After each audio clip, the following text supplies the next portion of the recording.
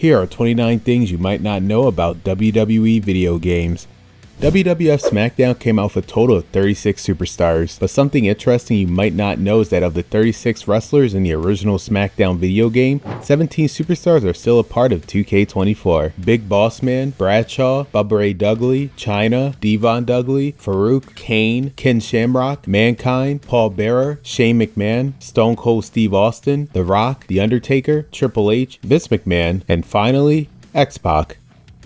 SmackDown 2, Know Your Role, had several hidden characters, though not in the usual way. Jeff Jarrett and Goldust was originally set to be in the first SmackDown game, but they left for WCW before its release. In Know Your Role, you can still create both of them and create a wrestler mode after unlocking all the items. Jeff Jarrett's theme music was still in the game, used by Deborah, and his moveset was listed as Unknown G. The Big Show and Ken Shamrock was also supposed to be in the game, but Big Show was removed due to weight issues, and Shamrock returned to MMA. They would sometimes appear in Royal Rumble matches under generic names, but you had the chance to control them during the match.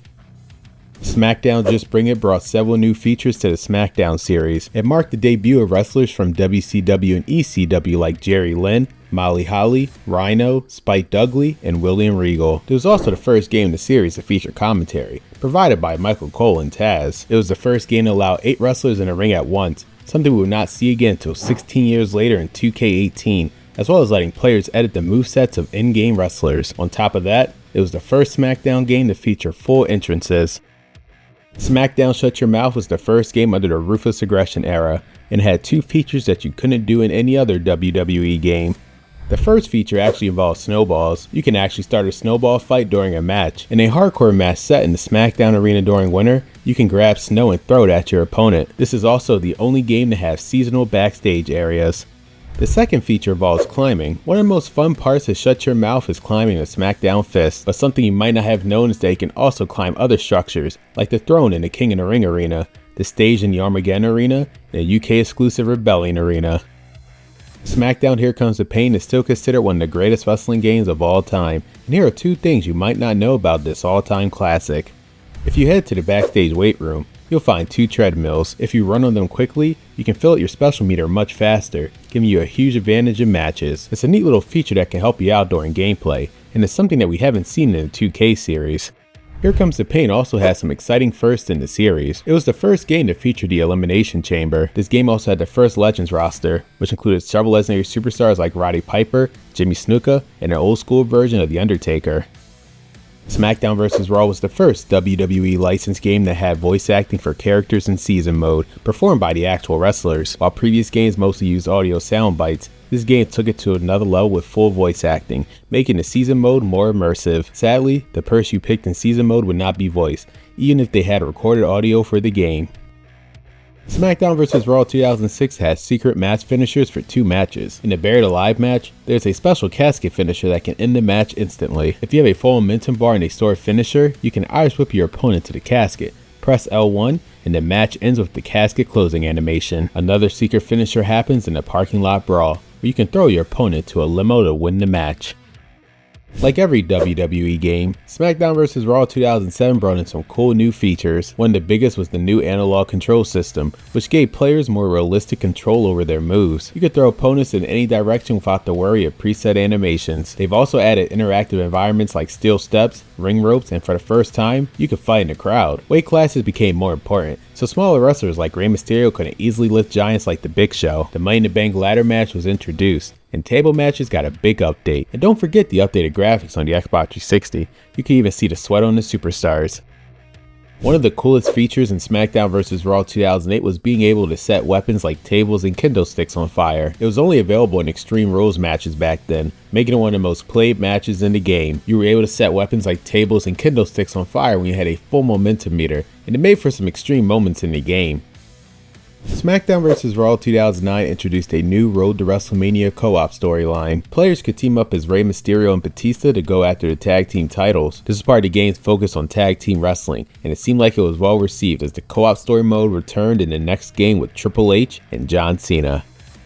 Speaking of the next game, SmackDown vs. Raw 2010 has secret bad endings. While most Road to WrestleMania stories just gave you game over if you lose, There are 3 stories that have special bad endings. In the Brand Warfare story, Big Show becomes the champion of champions. In Edge's story, he fails to win the world title from Mr. Kennedy. And in Shawn Michaels' story, he has to retire after losing to JBL in an I Quit match.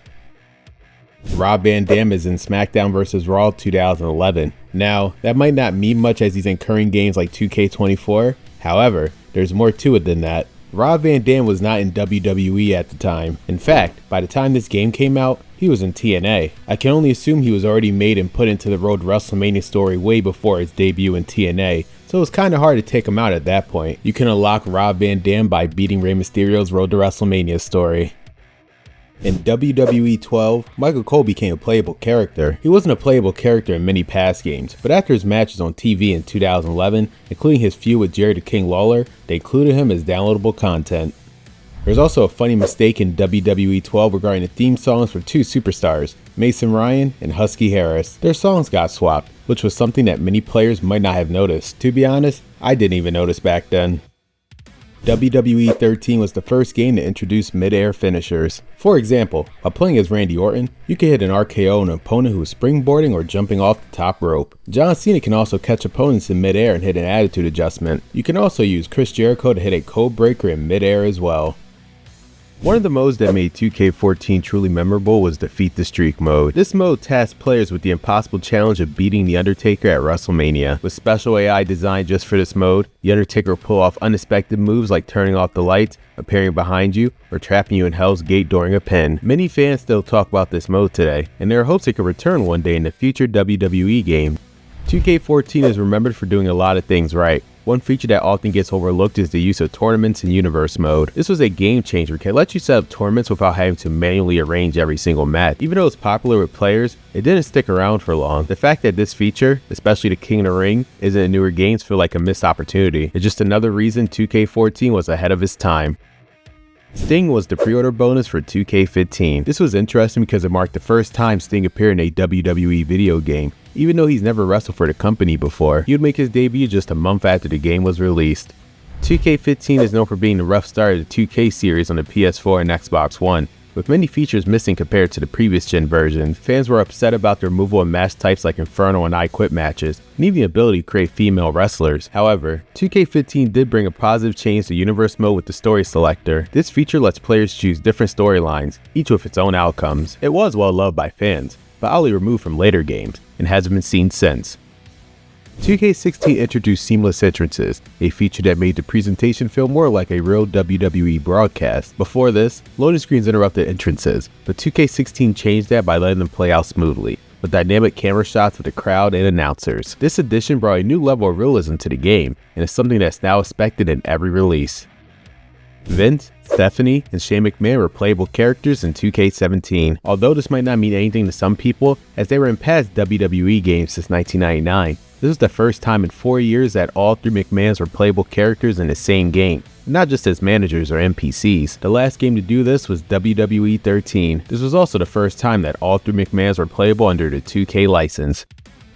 One cool new feature in 2K18 was the ability to have squash matches, just like on TV. To do this, go to the options menu, find game balancing, and press R1 or RB to get to balancing 2. Scroll down and find a squash match rate and set it to max. After that, pick a top superstar like John Cena or Roman Reigns and face a lower rated wrestler. If you hit your opponent with a charging move, you'll activate a finisher, and after one finisher, the match will usually end in less than a minute. Players found an interesting way to play as a manager in 2K19. By going to creation mode, selecting a superstar, and setting their manager as their alternative attire, you could actually play as a manager in the game. It was a clever loophole that allowed for even more customization. In 2K20, some wrestlers had special weapons that are unique to them. If you play as Triple H and grab a weapon from the left side of the ring, he'll pull out his signature sledgehammer instead of a random object. Sting will get his baseball bat, and Jack Gallagher will surprise you with his umbrella, which you can't find anywhere else in the game. 2K22 is the first game to feature the Blue Universal Championship. Here's a little cool detail. If you put both Universal Championships on the line, the announcer will call the winner the WWE Universal Champions, instead of naming each title separately. It's a small touch, but it's nice to see them acknowledge both belts. In the Race to NXT DLC pack in 2K23, Tony D'Angelo's Northern Lights suplex neckbreaker combo has a quick time event to let you hit a neckbreaker after the suplex. If you press the wrong button, or no button, the combo ends after the suplex. This was the first time in any WWE game to have a quick time event move for a superstar that was not a comeback move. 2K24 marks the first time WrestleMania 17 has been an official arena in the game since 2K16. In the WrestleMania 17 arena, you can climb onto the stage where the big WrestleMania 17 text is displayed. This platform lets you perform stage finishers, so if you have a stored finisher, you can throw your opponent off the stage, just like the real event. 2K24 also marks the first time CM Punk is back in a WWE video game, as the last game he was in was 2K15. Another interesting thing you might not know about CM Punk is that before he was known as the best in the world, he was an ECW superstar. By clicking this video, you can see what CM Punk was like when he was in ECW.